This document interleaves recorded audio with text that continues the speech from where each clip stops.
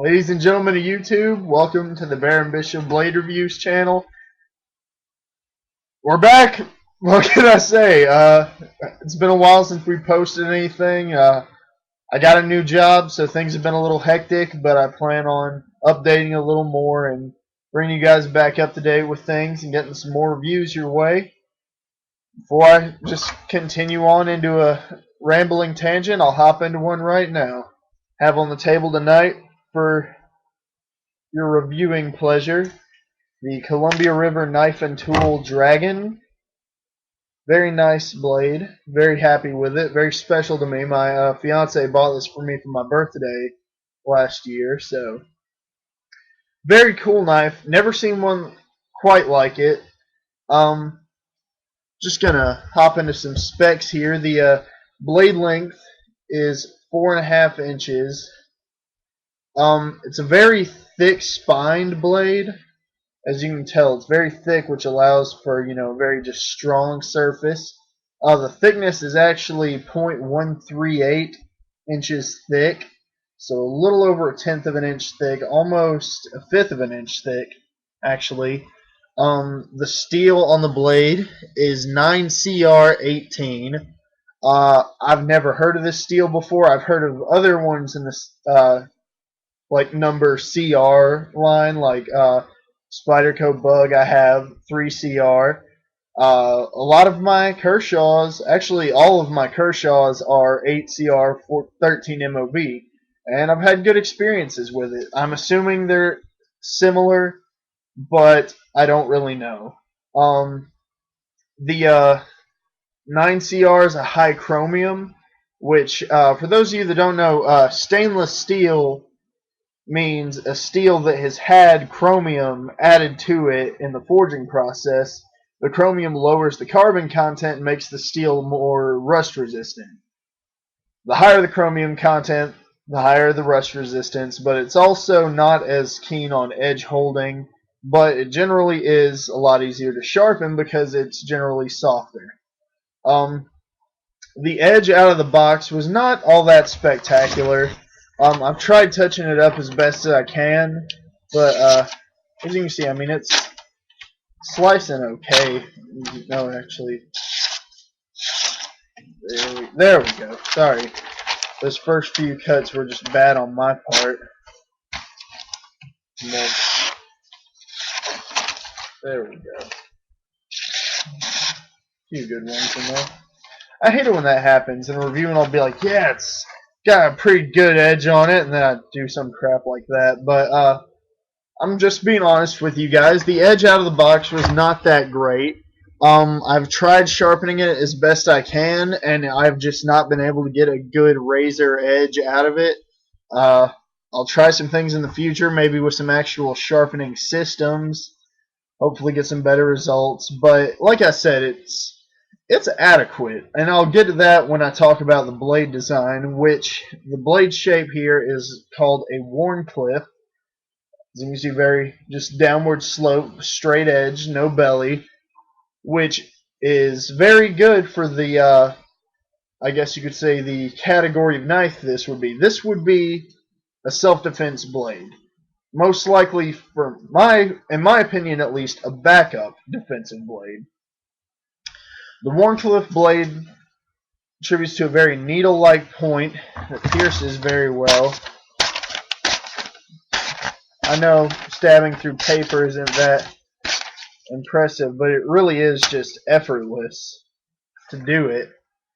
And with the slashing, I don't worry as much about this knife being razor sharp because the blade style supplements for any lack of sharpness that the blade would have either out of the box or after I try to sharpen it. Because with a Wharncliffe design, it's different from something like, say, the Cold Steel Spartan. Just grabbing the first knife I had on me with a recurve there, where you have a, like, just continuous force with your cut. It continues. The pressure is distributed evenly as you're drawing. With a Wharncliffe blade, whenever you slash out with it, like say in a self-defense situation, you're backed up, you just slash out instead of, you know, like just a rounded edge hitting, which, like if you're wearing a leather jacket or something, could just, like, you know, run off, not cut the person. The straight blade and the fine tip focuses all of the energy of your slash into the tip, driving the knife into the target. As you see, just trying to push cut with the blade, I'm not getting much of anything, as you saw earlier. You know, a little bit. But just look when I flick with it.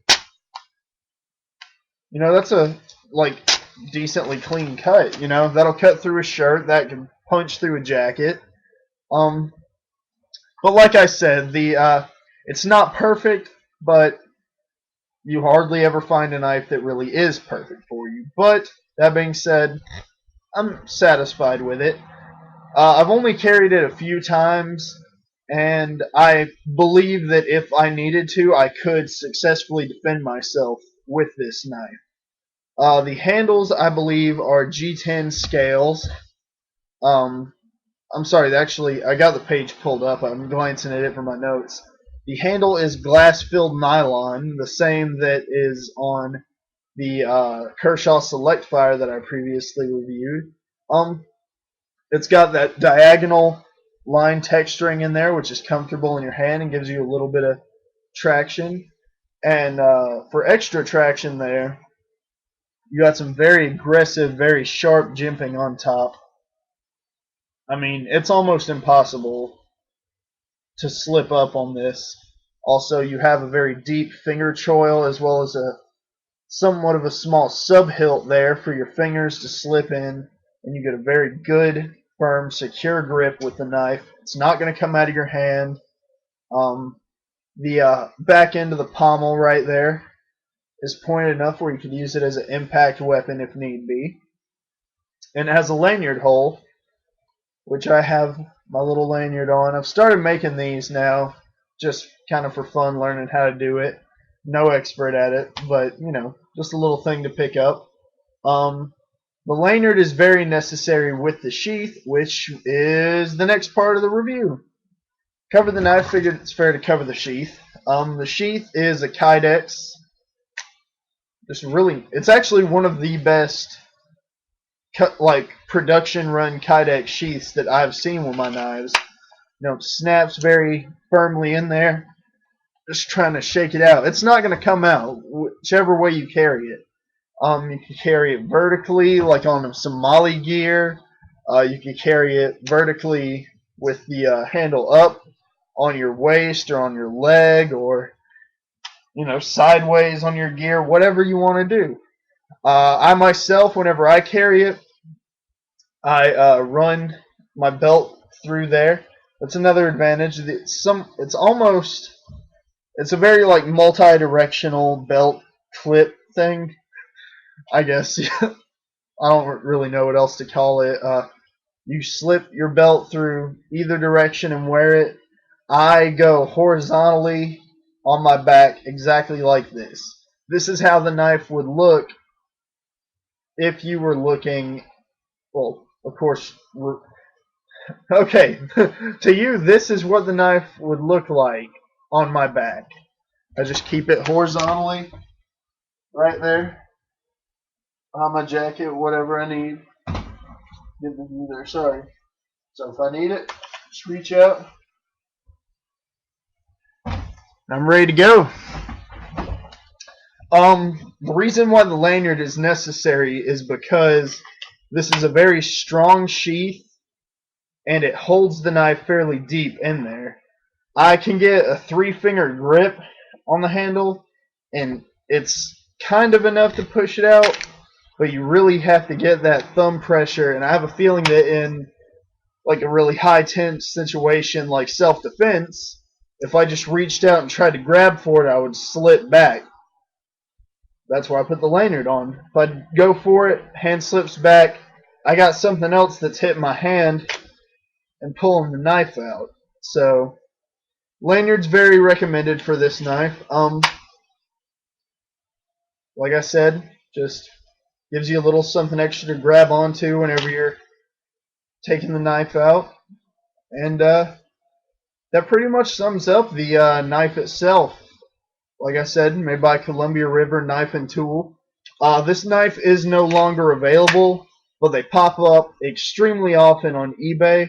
I believe the MSRP was like $90, but you can buy them for like anywhere in like the high 20s to the low 30s. You know, it's an extremely affordable knife, and whether you're pleased with the out-of-box sharpness or the aesthetics, whatever, it is a cool knife to have, and at the low cost, I think it would make an awesome addition to someone's EDC setup, someone's defense setup, or even, you know, you just want to collect it because it's cool. More power to you. We all collect for different reasons. So, well, ladies and gentlemen, I believe this might be the shortest knife review on the channel to date. I hope you enjoyed it. I hope it wasn't too bad. I'm a little rusty. It's been a while. You know how it is. But I appreciate you all for watching, and hope you enjoy your night. Thank you.